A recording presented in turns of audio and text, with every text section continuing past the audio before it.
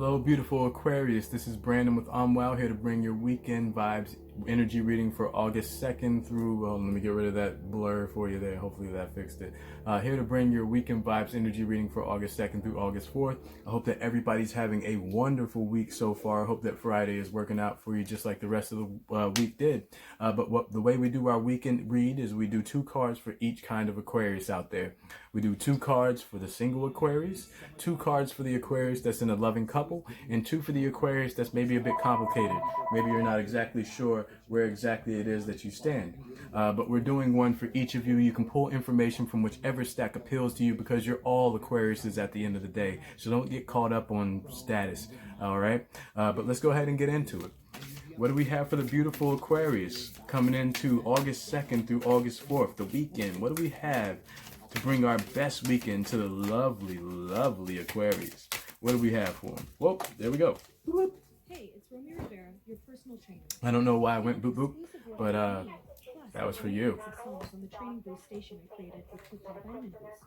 Whatever your level, this Sorry about that. is designed to boost Okay, your mood and so your rate wherever what we have for the single Aquarius out there is we're going to, like the phone just said, we're going to be making sure that our sound is harmonious, okay? We're going to make sure that our Visudra, our throat chakra, is emanating divineness. When you have your frequency tuned to a harmonious frequency, when you have your voice tuned to a harmonious frequency that you're providing to the world, the rest of the world conforms to that rhythm. It gets with the program. So let's make sure that we're speaking that rhythm out into the world. We're speaking that harmony into the environment around us. If you've been single for a while and you've been trying to bring someone towards you, you're going to do that by speaking wonderfully this weekend. Make sure you're bringing that wonderful Aquarian air energy out there to the universe so that it can feel it. It's hot out there. It's summertime. Everybody loves a wonderful breeze to come through and hit their soul. You know what I'm saying? So let's make sure that we're being that Aquarius this weekend. Let's make sure that we're speaking in such an eloquent way that people can't help but listen. Let's make sure that we're speaking that out there, that we're being that voice of love, that we're being that voice of wonderful, wonderful, harmonious rhythm. We're putting out a wonderful vibration, and the rest of the world has no choice but to conform to the choir that you're singing to, okay? Also for my single Aquarius, and please excuse the phone call over here. I have to keep it close. But let's make sure that we're existing in our mind chakra energy as well. Let's make sure that we're keeping the ajna nice and clear, nice and clean, so we receive that universal cosmic clarity that's been gifted to you, Aquarius. You guys have been existing in this energy, so continue down that road. Continue to listen to that inner vibration, that inner voice, that inner wisdom that comes from you. Your third eye is your conversation with the crown. So let's make sure that we're continuing that conversation with the cosmic. That way we bring not only the best outcome to our life, but the best income to our life as well. You understand? And that's going to be very powerful for you, my single Aquarius, is making sure that you're speaking your mind, but speaking your beautiful mind. Don't worry about things that bring you down, that make you feel less than what you are. If somebody says that you're small, tell them to water you so that you grow strong. For my Aquarius in love, my Aquarius in a loving couple, we're going to be existing in the solar plexus energy, okay? We're going to make sure that our partnership inspires us, that our partnership ignites us from within. If you don't feel that fire burning from within you, then find a way to provide the fuel for the fire. You understand? You got to find a reason to love somebody sometimes, especially when you're in an argumentative stance with your partner and you're just, I'm sick and tired of what they do. Well, remember what it is that you embrace about them. And if it's something that's out of pocket, out of character for them, then remind them of that and say, hey, this is unusual for you. What's going on? Because maybe there's a deeper thing going on than what you realize. There's always an undercurrent to what you see on the surface of the water. So let's make sure that we're having our third eye wide open so that we can see those currents, okay? And the only way to do that is to exist in your third eye.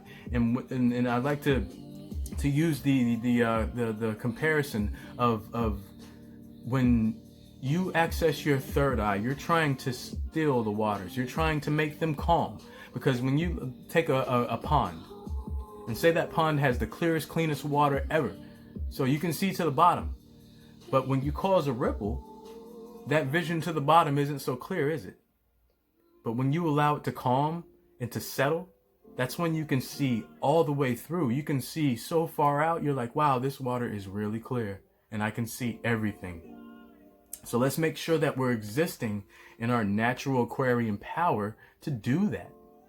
Don't let a temporary inconvenience affect your eternal existence.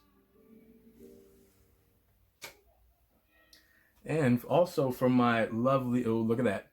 We just talked about it, didn't we? Stay in that third eye energy. Don't miss a thing. Make sure that you're calming those waters. Make sure that you're taking time to meditate. If there's something going on, make sure that you're making yourself still and calm and going internal so that you can make sure those waters are nice and smooth, nice and clear, so you can see directly into it and see what maybe the real problem is, or see if there's even a problem at all. Sometimes we get caught up in ego problems, and ego problems really don't exist. It's just fake news, as our president likes to say.